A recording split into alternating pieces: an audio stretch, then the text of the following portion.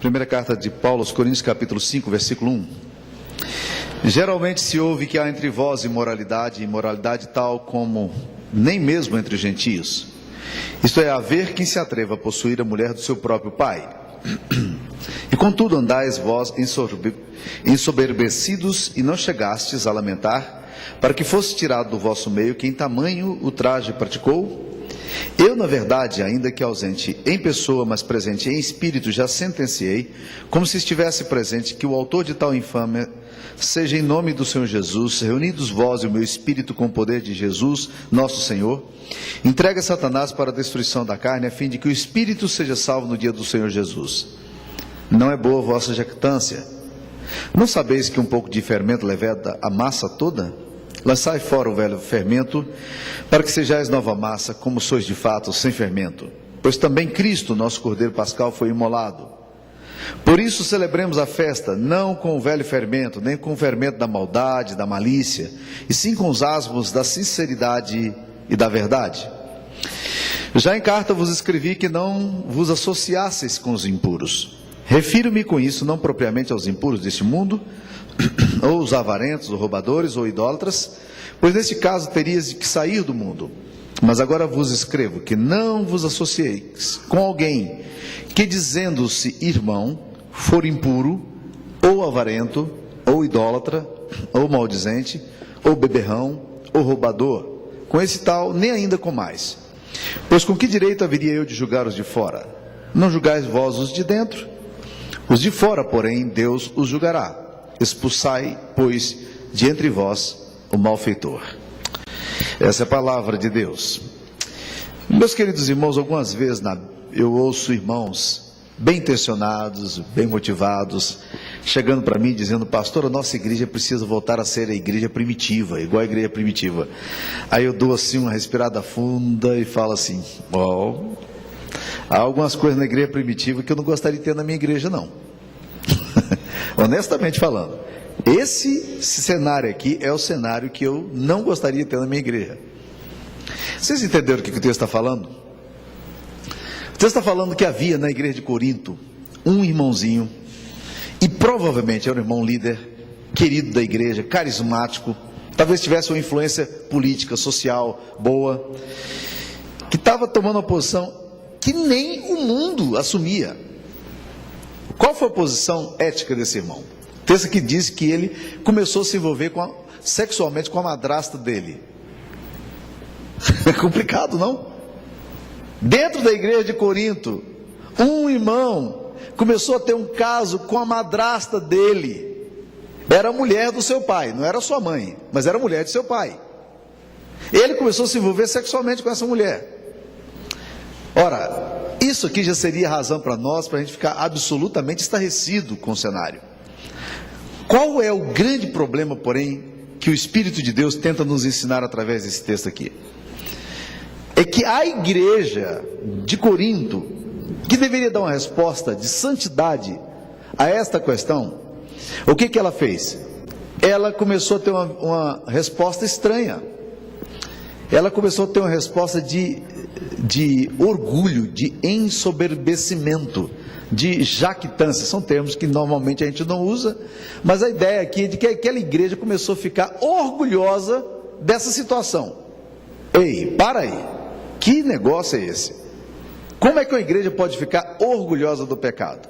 Simples, meu irmão, é simples e acontece muitas e muitas vezes. É aquele tipo de atitude que a gente tem em relação ao pecado, e a gente começa a se parecer com o mundo, e a gente começa a dizer implicitamente ou explicitamente o seguinte: não, a nossa igreja é uma igreja aberta, nosso pastor é um pastor tranquilo, né? A gente pode fazer o que quiser, não tem problema não, nossa igreja é bem tranquila em relação a essas coisas. E aí a pessoa está assumindo posições absolutamente pecaminosas, ferindo a santidade de Deus, tendo comportamentos que muitas vezes o mundo rejeita, e nós estamos dizendo: não, nossa igreja é cabeça aberta, nossa igreja, e você vê, nossa igreja é liberal. E o que acontece? A igreja, ao invés de lamentar e chorar pelo pecado, ela começa a ter uma atitude de vaidade intelectual, de presunção intelectual, de arrogância e soberba em relação ao pecado. O apóstolo Paulo fala pelo menos 2 vezes sobre isso. Vocês, aqueles irmãos, estavam jactanciosos. Ele diz no versículo 6, não é boa a vossa jactância, que não tem nada a ver com lactância, né? Jactância aqui é vaidade, gente orgulhosa. E o versículo 1 ele fala, o versículo 2 ele fala, vocês andam ensoberbecidos. A igreja estava soberba com o pecado. A igreja estava achando normal o que nem o mundo achava normal. Olha, meus irmãos, algumas coisas eu já vi nessa caminhada ministerial minha muito sérias. Eu lembro de um pastor que caiu em pecado, foi disciplinado pelo presbitério, e o irmão dele resolveu ir para o ministério também.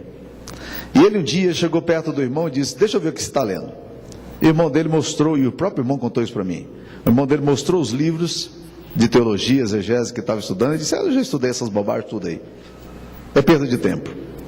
É esse tipo de atitude que leva muitas vezes o homem a se afastar de Deus. Me lembro de uma experiência assim terrível que aconteceu na igreja que eu estava pastoreando. Havia um homem que passou por lá pela nossa igreja. Ele estava fazendo doutorado em teologia fora do país.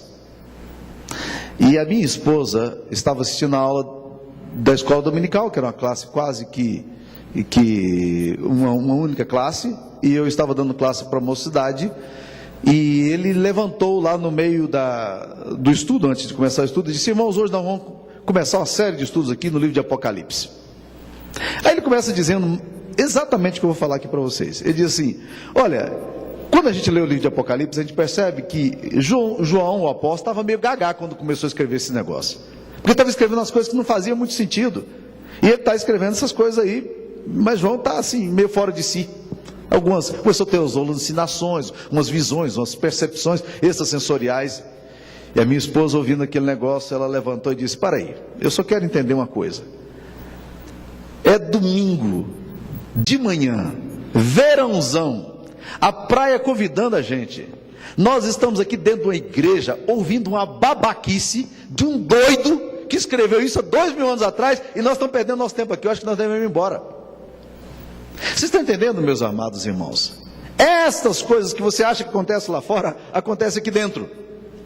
Pastor Hernandes estava pregando uma vez numa comunidade, numa igreja, e ele então começou a falar sobre a questão de pecado, seriedade, a importância da santidade de vida. Quando ele terminou de pregar, e o sermão dele foi um sermão muito duro, os moços da igreja, a liderança jovem da igreja, procurou o pastor Hernandes e disse, o senhor é um homem quadrado, o senhor está fora do tempo do senhor, o senhor não está entendendo o que está acontecendo com essa geração, o senhor é de uma época diferente. Ele diz, pois bem, eu sou de uma época diferente, mas a palavra de Deus continua sendo a palavra de Deus, e é isso que a palavra de Deus está dizendo. É muito comum você encontrar na comunidade pessoas que se acham muito intelectuais, e elas se ensoberbecem com o pecado delas, achando que isso é uma grande coisa.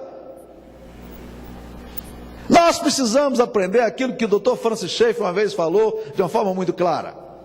Nós precisamos aprender de uma vez por todas, meus queridos irmãos, que a nova moralidade, ela nada mais é do que a antiga imoralidade.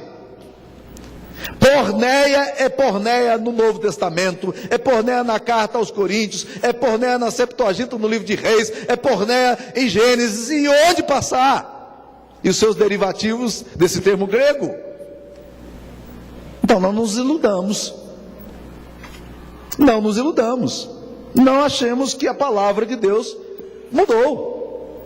Deus continua sendo o mesmo, amando o pecador, odiando o pecado e apelando ao nosso coração para que nós nos arrependamos e voltemos para Ele e busquemos socorro em tempo oportuno. É isso que a palavra de Deus nos convida a fazer sempre.